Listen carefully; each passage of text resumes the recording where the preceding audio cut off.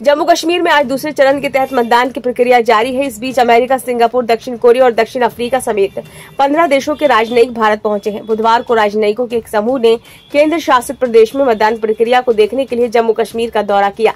जम्मू कश्मीर में हाल के सालों में ये पहली बार है जब विदेशी पर्यवेक्षकों को चुनाव देखने की अनुमति दी गई है। इससे पहले सरकार ने चुनावों के दौरान जम्मू कश्मीर में अंतर्राष्ट्रीय पर्यवेक्षकों को अनुमति देने के किसी भी सुझाव को खारिज कर दिया था। केंद्र ने इस साल हुए लोकसभा चुनावों के बाद अच्छे मतदान प्रतिशत को देखते हुए विदेशी प्रतिनिधियों को चुनाव प्रक्रिया दिखाने के उद्देश्य से राजनयिकों को आमंत्रित किया था। जानकारी के मुताबिक इस प्रतिनिधिमंडल में अमेरिका, मैक्सिको, गुयाना, दक्षिण Korea, Somalia, Panama, Singapore, Nigeria, Spain, दक्षिण Africa, Norway, Tanzania, Rwanda, Algeria और फिलीपींस के दिल्ली स्थित दूतावासों के राजनयिक शामिल थे। राजनयिकों के साथ आए भारतीय अधिकारियों में पाकिस्तान, अफगानिस्तान, ईरान डेस्क के संयुक्त सचिव और विदेश मंत्री के कार्यालय के संयुक्त सचिव जेपी शामिल थे। अधिकारियों ने बताया कि प्रतिनिधिमंडल ने घाटी में पहुंचने के बाद बडगाम जिले के ओमपोरा में मतदान केंद्रों का दौरा किया। इसके बाद वे लाल बाग निर्वाचन क्षेत्र के अंतर्गत चिनार बाग में अमीरा कदल और एसपी कॉलेज गए। एसपी कॉलेज में प्रतिनिधिमंडल को महिलाओं के लिए खास पिंक मतदान केंद्र को देखने को मिला।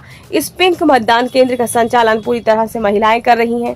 मीडिया से बातचीत करते हुए सिंगापुर के मिशन के उत्तर प्रदेश प्रमुख एलिस चैंग ने मतदान देखने के लिए यात्रा आयोजित करने के लिए विदेश मंत्रालय को धन्यवाद दिया। वहीं दक्षिण कोरिया के मिशन के उत्तर प्रदेश प्रमुख लिम सांग वावू जो पहली बार कश्मीर आए थे, उन्होंने मतदाताओं के बीच उत्साह की ओर इशारा करते हुए कहा, ये लोकतंत्र की जीत है।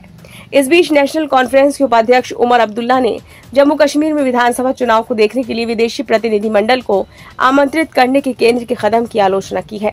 अब्दुल्ला ने पत्रकारों से कहा कि मुझे नहीं पता कि विदेशियों को यहां चुनाव की जांच करने के लिए क्यों कहा जाना चाहिए।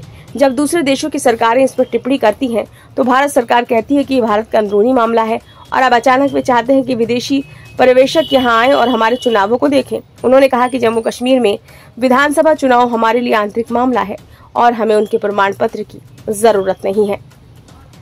जम्मू कश्मीर की 90 सीटों पर 3 चरणों में चुनाव हो रहे हैं। पहले चरण में 24 सीटों के लिए 18 सितंबर को मतदान हुआ था, जबकि दूसरे चरण में 26 सीटों के लिए बुधवार को मतदान हो रहा है। तीसरे चरण में 40 सीटों के लिए 1 अक्टूबर को मतदान होगा, जबकि मतगणना 8 अक्टूबर को होगी।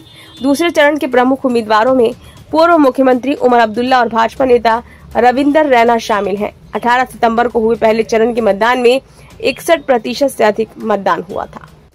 ब्यूरो रिपोर्ट, नई दिल्ली।